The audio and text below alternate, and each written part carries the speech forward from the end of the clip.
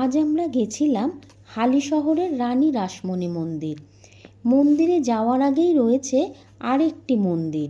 মন্দিরের বিগ্রহগুলো চোখে পড়ার মতো। এখানে রয়েছে রাম, লক্ষ্মণ, সীতার মূর্তি, আছে পঞ্চমুখী হনুমানজির মূর্তি। মন্দিরের পাশেই আছে গঙ্গার ঘাট। এই ঘাটটি ছিল রানী রাসমণির স্নানের ঘাট। প্রতি বছর 1 জানুয়ারি এখানে বিশাল বড় করে কল্পতরু উৎসব পালন করা হয়। দক্ষিণেশ্বর মন্দিরের আদলে নির্মিত রানী রাসমণির তৈরি এই মন্দির খোলা থাকে ভোর 6টা থেকে দুপুর 1টা অবধি, আবার বিকাল 4টে থেকে রাত 9টা অবধি। এখানে ভোগ প্রসাদের ব্যবস্থাও আছে। মূল্য 100 টাকা। দেখে নাও মায়ের মূর্তি, যার টানে আমরা এখানে ছুটে এসেছি। ধন্যবাদ।